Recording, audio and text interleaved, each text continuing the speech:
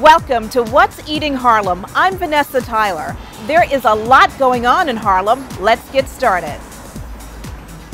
Forget what your mama said. At this Harlem spot, you are supposed to eat with your hands. The cool vibes at Seon Cafe. One look and you know they must live in Harlem. It's a certain style. Check out who our Selena Hill is spotlighting in Harlem style. The passion flows out through the tip of his paintbrush. The incredible art of Sterling Brown.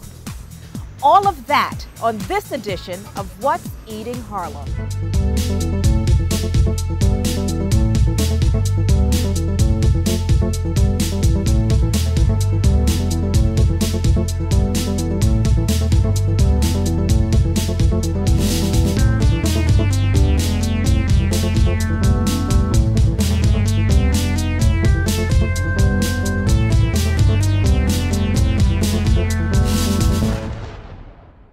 What's Eating Harlem, funded in part by Cove Lounge. Situated in the heart of Harlem, it embodies the spirit and vitality of its community, delivering a unique blend of cool sophistication and urban edge.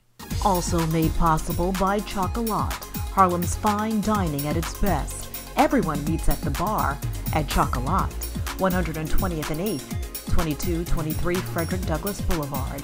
Chocolat Restaurant Lounge.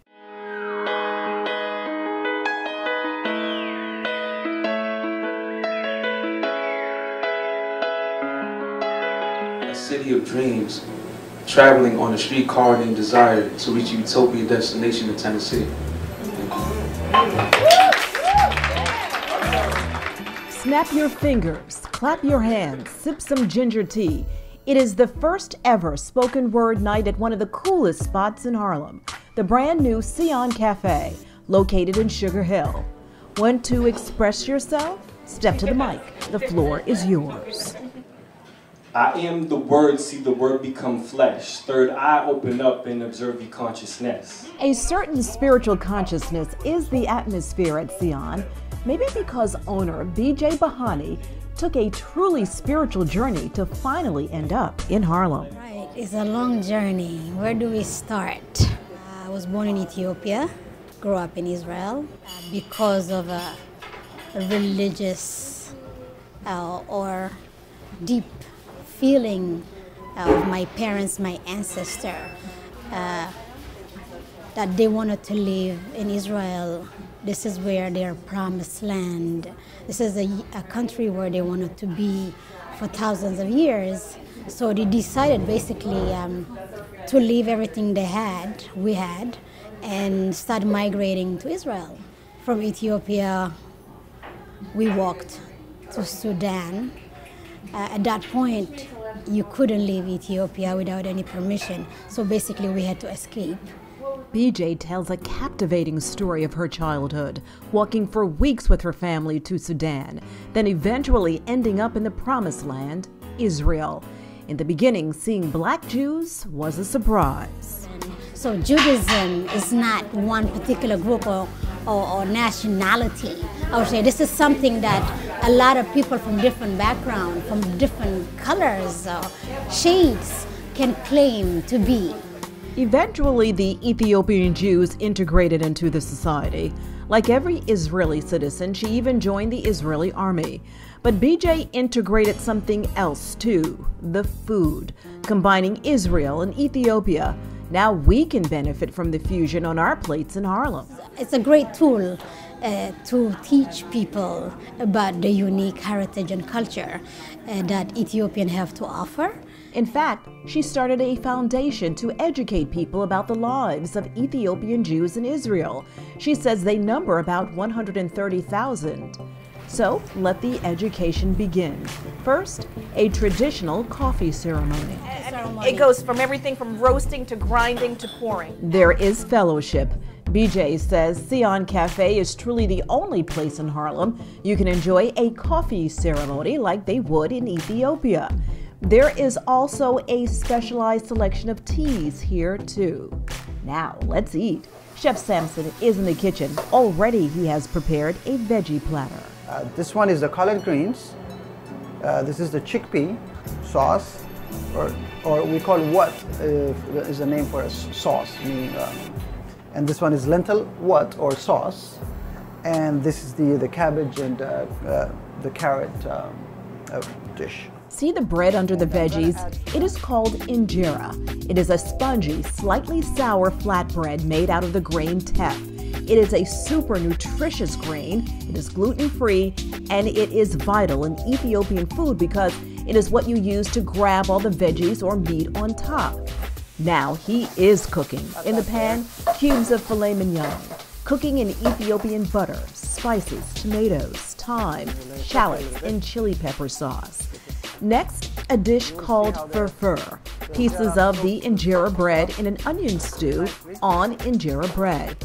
Now, he creates a Seon brunch special. Smoked salmon, eggs, caramelized onions. Dishes are different, authentic, and tasty. This is who we are. This is how we eat. We eat with our hands. And there is you don't need utensils to feel the food. This is a very much African tradition. It does taste better when you eat with your hands. At first, BJ didn't want to come to Harlem. People always, they kind of advise me not to go to Harlem, it's dangerous. And you always see different things about Harlem in the media, even back in Israel. But when she got here, she learned how amazing it is.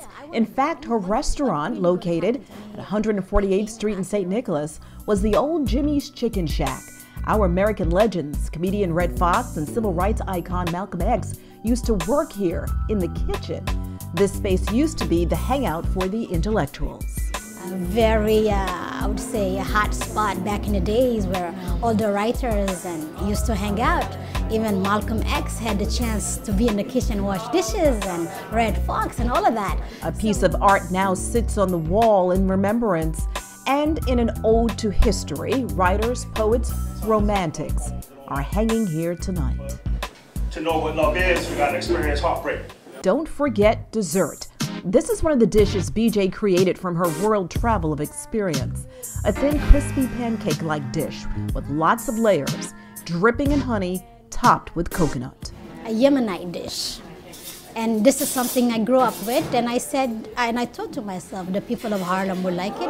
We are so beautiful, damn right we are so beautiful. Oh yes, we are beautiful. Everybody say beautiful. Listen. Growing up in Israel, it kind of molded me to be who I am. Very proud Ethiopian. I like my Israeli upbringing as well.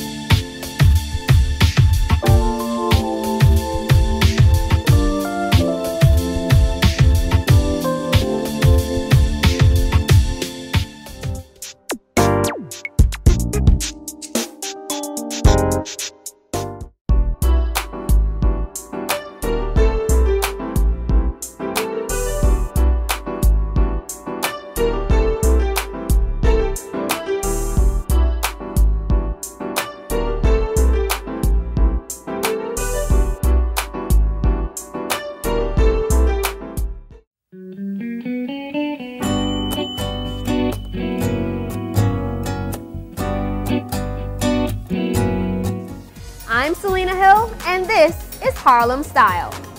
Today I'm here at Miss Harlem with Darnell Jefferson, who is a jack of all trades who has worked in a variety of media. He brands himself as a social media guru, multimedia personality, blogger, and fashion model who has also established his own platform at darnellthenewsman.com. Now, you may have seen him in national ad billboard campaigns, in leading magazines, or right here in Harlem, where his style makes him a standout. Now I have the privilege to speak to Darnell about living in Harlem and his personal style.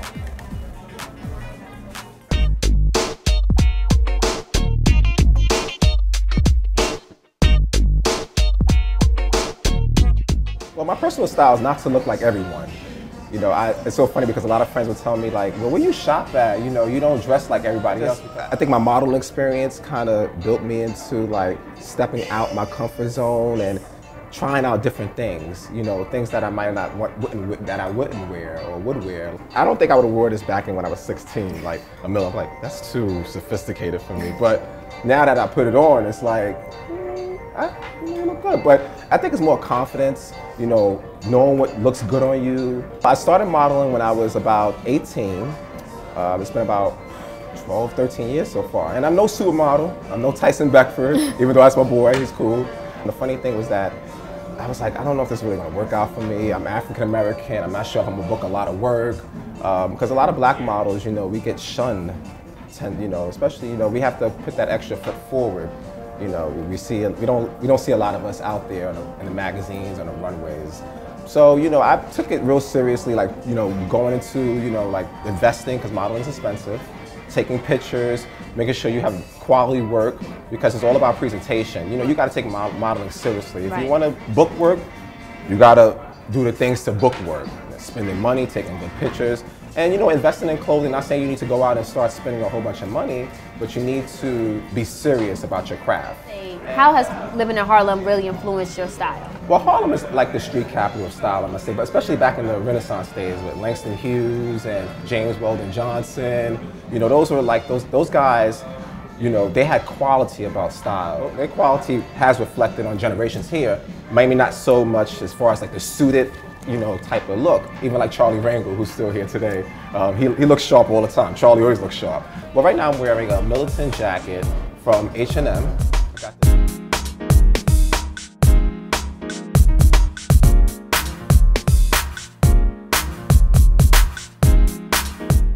I'm wearing this is it's a white button down that's attached to the shirt.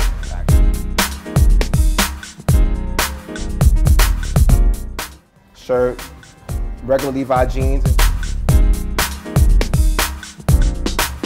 and Levi boots.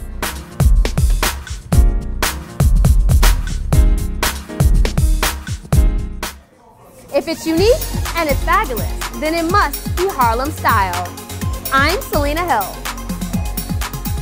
What's Eating Harlem wants to get you involved. You got a story idea? Tell us. Go to our website, what'seatingharlem.com. There you can become a member and get discounts to some of the places we feature. Be sure to like us on Facebook and follow us on Twitter.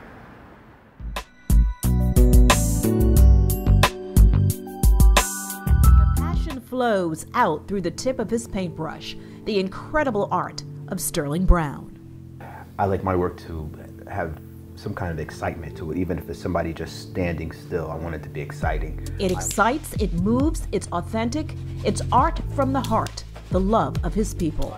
Growing up, I didn't really see African Americans represented well in art. You know, I saw a lot of the figurines. They had the typical bright-eyed, big smile, kind of this, always a racial kind of stereotype. And I wanted to show the beauty in our people. Beauty he captured in a piece he was commissioned to sculpt, based on a painting from fellow artist Brenda Joy Smith. His figurine, titled 3 Men on a Bench, looks like family. Ever since he could hold a pencil in his hand, because he was always drawing on a pad or drawing on the wall. Sterling, the youngest of 7 brothers growing up in New Jersey, would be considered a child prodigy now. Back then, his mother couldn't keep him from drawing on everything. Well, the funniest story is when he drew on the back of my couch with a permanent marker. It's funny now, but it wasn't funny then. The creative child who would use silly putty to mold anything or draw from memory. I said, Sterling, it better not be on the wall. He said, Mommy, it's not. So I said, show me. And when I got up out of my seat, he went crawling behind the couch. Mind you, I just got the couch. I only had the couch a week. So I said, you draw on the wall behind the couch? He said, no. So he said, right here. Then I pulled the middle of the section out, the section that I had purchased.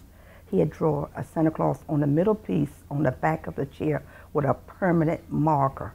The precocious boy with the marker probably could have used some prayer.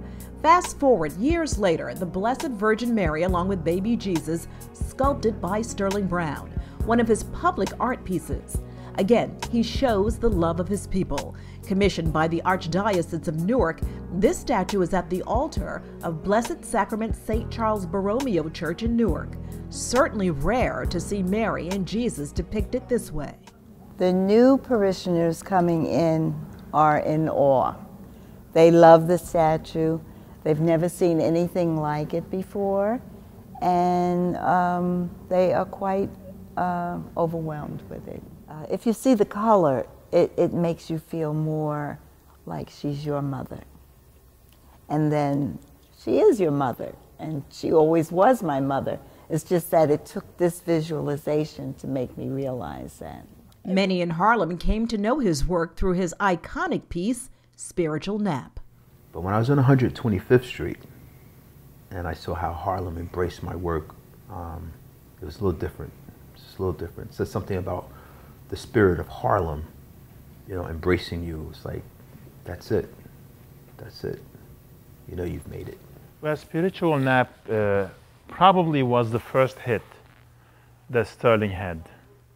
It is what put his name out. Mahmoud Mavruk runs H&M Art and Home Decor on 125th Street. Sterling Brown's Spiritual Nap is one of the best sellers in Mahmoud's Harlem store. Sterling is one unique artist that does not do the artwork with money in his mind. He paints what he likes. So eventually when he did this and he came to me, I said, well, you hit the jackpot. And he said, you think I should print it? I said, definitely you should print it. So he printed it, and he also told me about his second plan, which is this here, the male version. I find a lot of African American women are readers, and a lot of them read before they go to bed. If they read the Bible, it's a soothing thing before they go to sleep. It's almost like they pray and read the Bible and call it a day. And I said, I wonder if I could capture that moment. The moment captured. Although there seems to be a religious theme in many of his pieces, there is another sexier side to his work. You're certainly known for Spiritual Nap, for sure, but you're also known for your creations of women in a lot of your paintings. I knew this and question people was coming. always know you by that. Yeah. He creates the full woman. His Looking Good series, a fan favorite. I grew up in a neighborhood where women, that's what women I grew up with. That's how women look. I'm always asked by African American women, they're like, finally, somebody's doing something to represent us. Because I started doing that 15 years ago, and now everybody's, they're getting artificial gluteus maximus. They're getting, their jeans to fit for everything's about the butt. I guess that's what the job of an artist is. We're supposed to have a vision. His vision has been tapped to illustrate everything from children's books to the cover of those steamy Harlequin romance covers. Sterling even spent time a few years ago working for Macy's in their design studio, creating floats for the Macy's Thanksgiving Day Parade. There was no African Americans there when I was there. It's just me. So that was kind of interesting. His art reflects our time. African Americans still forced to break through. It's a dark day, and you see Barack Obama coming through with the light from the sky, and it's a brighter day because of what Martin Luther King did. So that was my interpretation of Barack Obama busting through the civil rights movement. Still so much to do, so many places that need some light. Sterling, listening to what was advised by the mayor's advisors, came up with part of the concept of our neighborhood. We had a meeting with the community, and that's what came up out of his head based on what they told him that they wanted to see. And the reaction from the people who live around here? They're very excited. Just this past summer, Sterling created this 34 by 40-foot mural for Newark. Well, it's a 4-story mural, and it's full of color, and it has people depicted in the mural that look like people in the community. So I think that's different. Sometimes when people think of art, they don't think of themselves. While I was installing the piece, I could see the community, the kids, You know, they were very excited about it. I saw a lot of pride in the community when my mural was going up. One of his greatest honors came from one of America's greatest tragedies. He was commissioned to create what is believed to be the only statue in America dedicated to the African-American firefighters who lost their lives during 9/11. Yeah, that was a 7-foot bronze that was done for the Vulcan Society. They're a African-American firefighters organization. The statue of a firefighter holding his helmet looking to the sky on top of the Twin Towers is powerful and stands in front of the group's Brooklyn headquarters. Right now, he is working on a life-size statue of rapper Biggie Smalls. The Notorious B.I.G. starts as this small clay figure called a maquette before Sterling brings it to life-size. His public art moves from outdoors in. Commercial and residential building lobby design is also part of his portfolio. I think the owners of the building asked me, do you know anybody who can do something to jazz up the place? So I said, I think I know somebody. So then I asked Sterling, and it was like a godsend. He definitely turned around the image of the building. You know, we wanted a New York culturally impacted building, you know, that just basically stood out amongst all the other buildings here in East Orange. And I think we accomplished that. Every time somebody comes in the building, we have some pieces here, you know, the golden cockatoos. These basically are a great, you know, point of talk and amongst the residents and amongst people who come in. So, you know, it was great. Definitely, you know, he definitely came through for us, and I couldn't thank him enough. Painter, sculptor, illustrator. It is so rare to find all in just one artist. Yet Sterling Brown perfects them all in a style that's uniquely his own. Oh, did I mention he does portraits too? That's why I want somebody to look at my work and just remember it.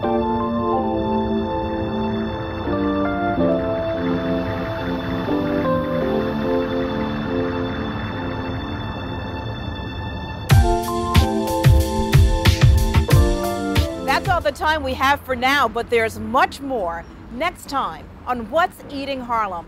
I'm Vanessa Tyler. See you uptown.